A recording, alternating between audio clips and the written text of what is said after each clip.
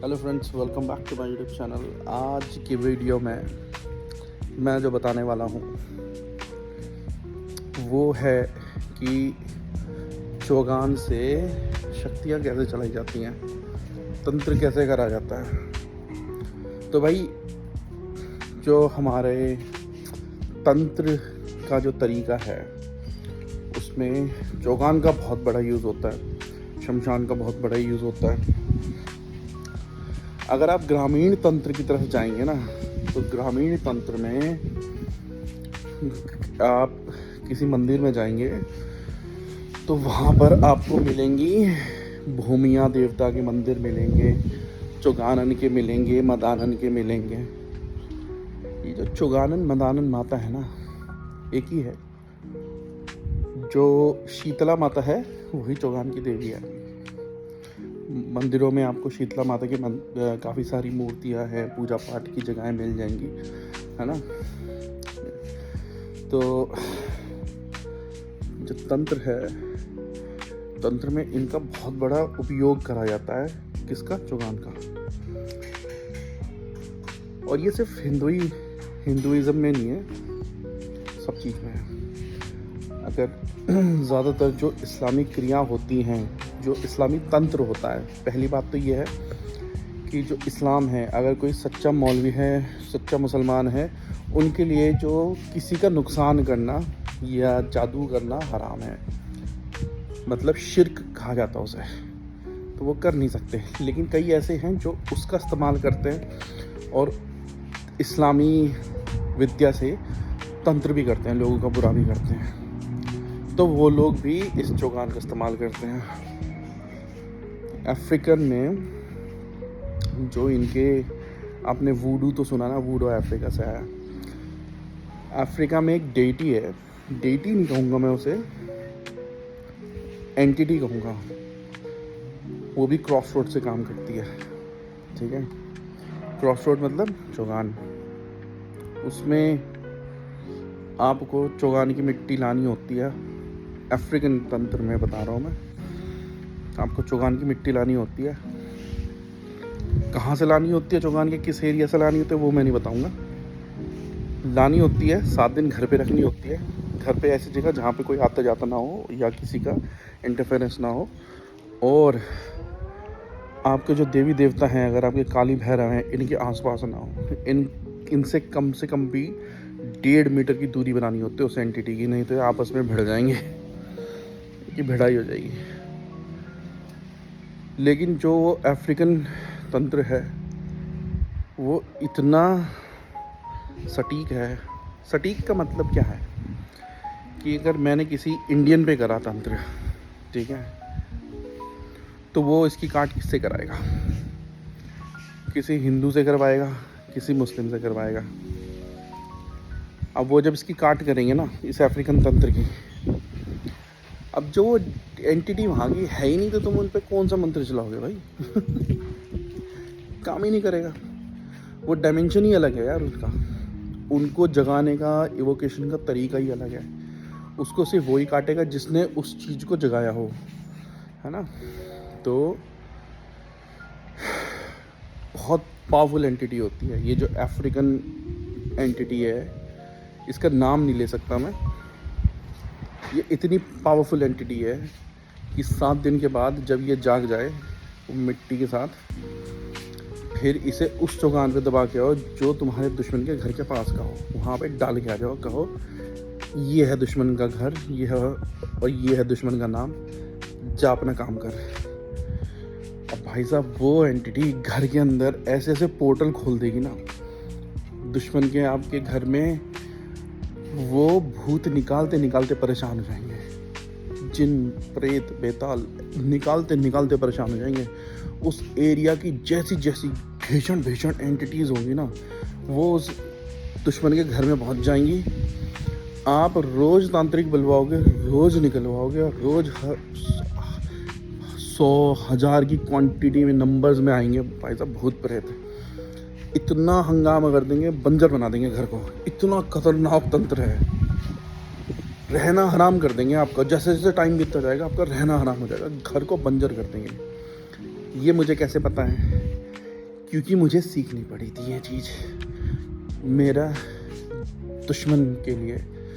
मुझे पता था कि अगर मैं कोई हिंदू तंत्र या इस्लामिक तंत्र का इस्तेमाल करूँगा तो ये काट कर आ लेंगे, तो इसलिए मैंने अफ्रीकन तंत्र सीखा और उसके घर के पास करके आया जिसने साले ने मेरे परिवार के पीछे पड़ा था ना, मेरी माँ के पीछे, बहन के पीछे, उसके घर पे ऐसा करके आया कि उसकी नस्लें कांपेंगी, नस्लें, उनके खून में उतर जाएगी वो चीज़, और इनका बाप नहीं कर सकता उसे, उसकी काटनी है। किस पे जाओगे भाई? उसके लिए तुम्हें अफ्रीका जाना पड़ेगा करवाने के लिए, जो जानते हो इस चीज़ को। तो सिर्फ अगर आप सोच रहे हो ना कि चौगान सिर्फ हिंदुइज्म में ही है, हम ही चौगान का काम, भाई बाहर ये जो कॉन्ट्रैक्ट साइन होते हैं ना इल्यूमिनाटीज़ के, जो कॉन्ट्रैक्ट साइन होते हैं, आपने सुना ना कि सोल का ट्रेड होता है, कि सोल बेची जाती है अपनी फेमस होने के लिए। ये कहाँ पे साइन होते हैं यार? क्रॉस रोड पे साइन होते हैं। अगर क्रॉस रोड पे नहीं होंगे तो क्रॉस रोड से उस एंटिटी को मिट्टी के और वहाँ से पत्थर के ज़रिए लाया जाता है, उसको इन्वोक करा जाता है, फिर वहाँ पे ब्लैक मिरर रखा जाता है। ब्लैक मिरर के सामने रिचुअल होता है कैंडल्स का, उस रिचुअल के थ्रू पोर्टल बनाया जाता है, फिर एंटिटी आती है। एंटिटी फिर जो आपका कॉन्ट्रैक्ट होगा वो आपके ब्लड से लिखा होगा, फिर उसको जलाना होता है उस एंटिटी के सामने। जब एंटिटी आती है, जब एंटिटी आएगी तो शीशा तड़क जाएगा, तड़क गया तो आपका कॉन्ट्रैक्ट साइन हो, आपका कॉन्ट्रैक्ट वैलिड हो गया।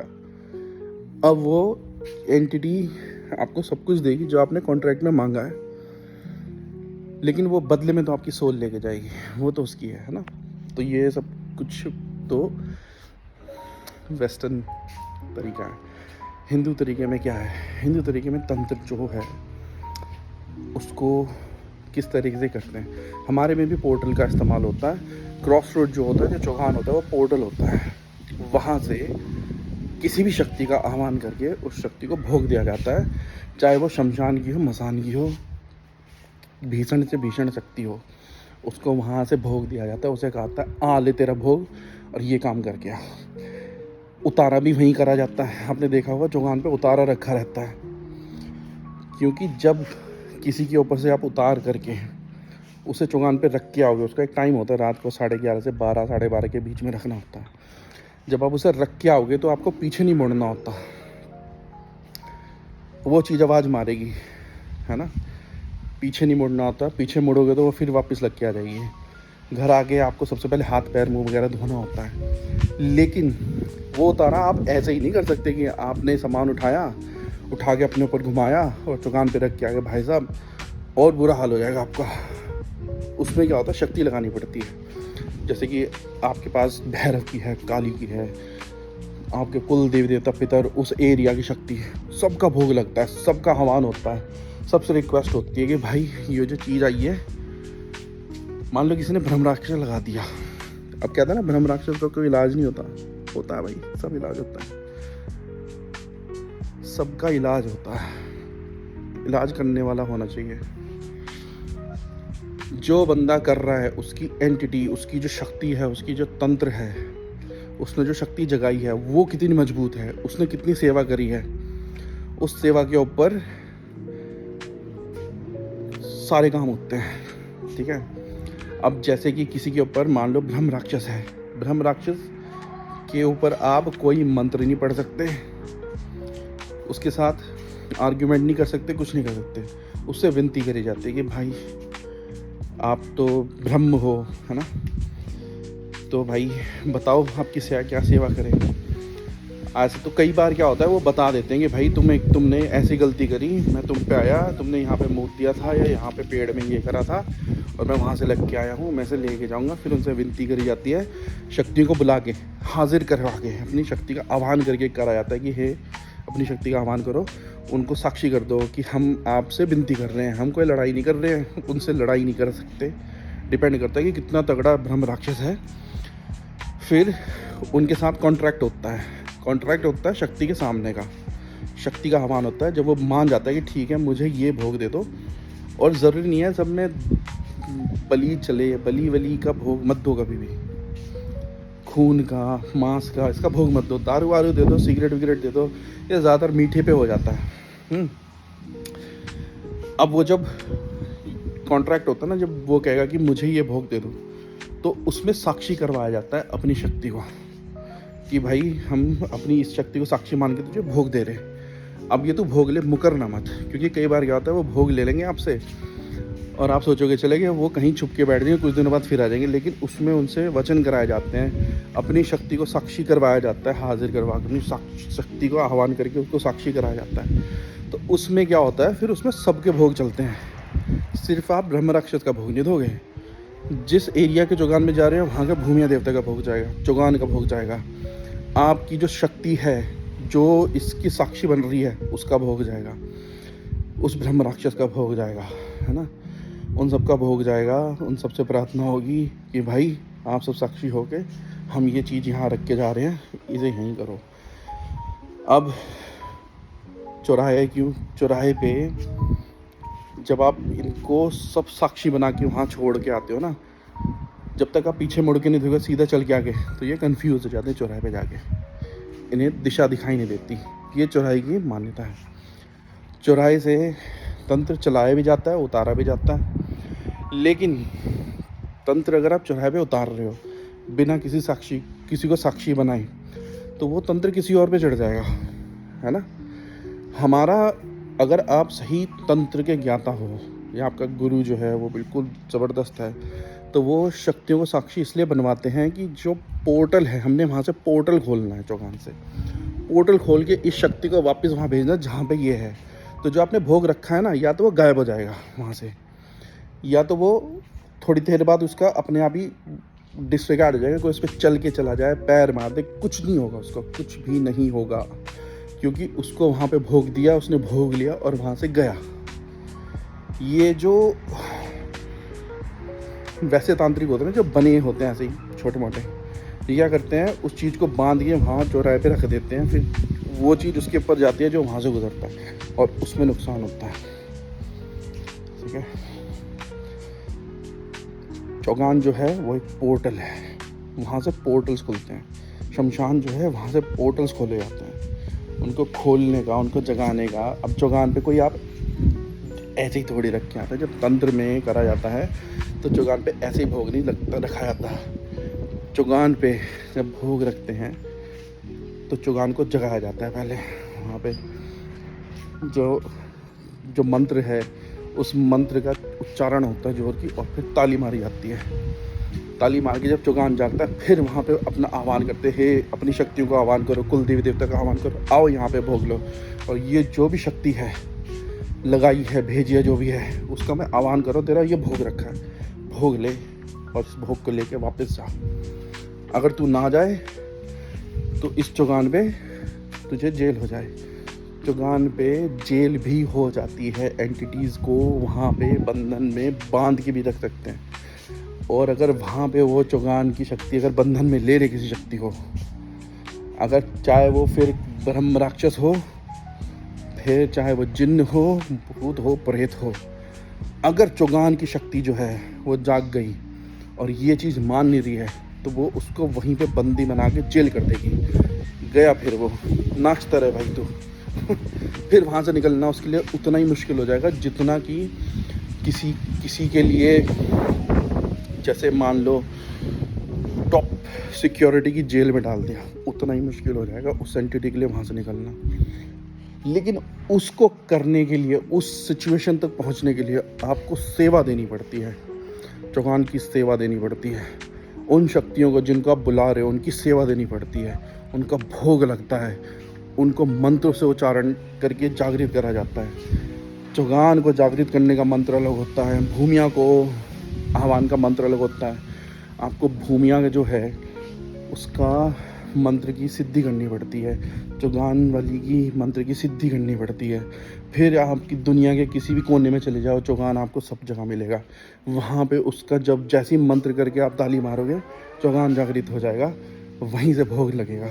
आप फिर वहाँ से आपके जो देवता हैं इंडिया में किसी भी कोने में हैं, पहाड़ों पे हैं, कहीं पे भी हैं, एक बार आपने चौगान जगा दिया तो आप वहाँ से अपने देवी देवता को आवाज़ मारोगे, हे माँ, हे चुगान की शक्ति, ये भोग मेरा उस देवता तक पहुंच जाए। वो भोग उस चुगान से, मान लो आप अमेरिका में हो, अमेरिका से वो हरिद्वार के उस मंदिर की शक्ति तक पहुंच जाएगा जिस मंदिर की शक्ति पे आप भेजना चाह रहे हो, वहाँ तक पहुंच जाएगा। ये है शक्ति चुगान की। और जो दूसरे जो मैंने आपको बताया था कि भाई और कल्चर्स में उनकी जो एंटिटीज़ है वो डिफरेंट होती है। उस एंटिटीज़ के लिए आपको मंत्र जाप नहीं होते, उसमें ध्यान होता है, उस एंटिटी का इन्वोकेशन होता है। इन्वोकेशन के लिए उसमें इंग्रेडिएंट्स लगते हैं, जैसे कि एक पर्टिकुलर टाइप का अल्कोहल लगेगा, पर्टिकुलर टाइप का टबैको लगेगा। वो पर्टिकुलर वही चीज़, जो चीज़ है वही चीज़ लगेगी बस।